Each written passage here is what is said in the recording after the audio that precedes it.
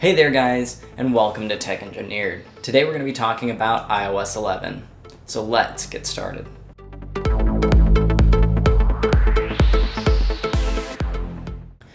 So I actually didn't really write a script for this video because I kind of wanted to just talk about iOS 11 and not really have any plans. So I'm sorry if I say a lot in this video or it just seems very poorly scripted.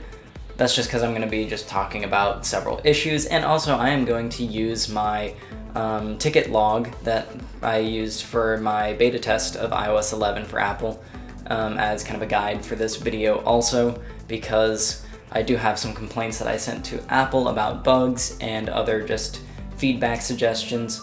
So yeah, let's get into it and talk about my first ticket item. And also, just because these tickets are written in the beta build, I have confirmed that they all still are problems that have not been fixed since the actual release of it on last Tuesday from when I make this video, so it's going to be like a week or so after before you see this one.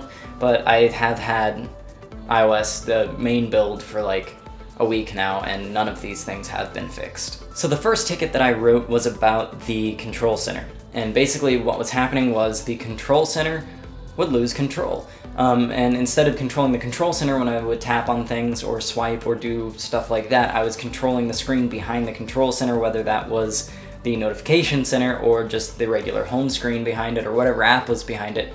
So I did include a ticket about that, and yeah, that's just kind of annoying and is a major bug that is not very good. The next thing that I've noticed is that the settings app tends to freeze, and I don't know why, because it doesn't seem like they've touched it that much. They've added a couple things here and there, but it tends to go unresponsive at times, and that can be kind of annoying. On a more aesthetic note, I've noticed that some of the fonts and some of the Apple default apps are actually very large, and it just doesn't look good. So I put in a suggestion to reduce those fonts, and yeah, I'll have a screenshot right here of what I'm talking about, and yes, that font is massive and does not need to be that way, because I know that this is the settings app, messages app, whatever app it is. I don't need you to scream at me what app I'm in. Another bug that I have noticed is that the currently open app screen, whenever you double tap home, will sometimes show up upside down.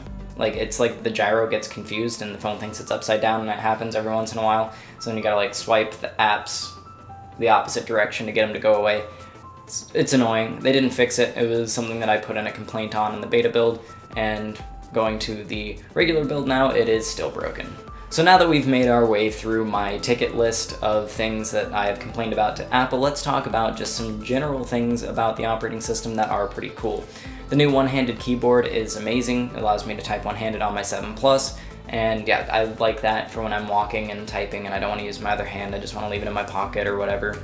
That's nice to just be able to one-hand type quick little messages and things like that. The new control center is absolutely phenomenal. I love that you can customize it, and it just works better, I think, for just controlling things with the phone, and it effectively uses 3D touch to kind of have the more advanced options be available once you 3D touch through whatever item you are trying to adjust on the control center. And yeah, it's really great, and I absolutely love the new control center when it works.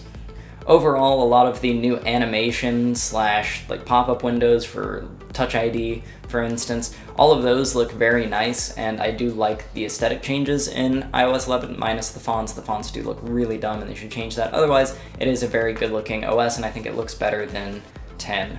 It's definitely very much improved when it comes to the look of the operating system. The operating system currently is a battery hog, although that is not uncommon to see with initial releases of mobile operating systems. They're not quite optimized yet, so it will use a bit more battery, not a super duper amount of battery, but I noticed about a 10% loss in battery with the upgrade.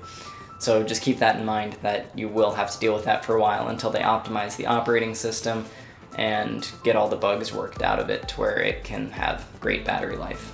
If you guys have updated to iOS 11, I'd like to hear your thoughts about it down in the comments section below. If you enjoyed this video, go ahead and leave a like on it. If you like the content on this channel, go ahead and subscribe, and check out the videos on the end screen, and I'll see you guys next time.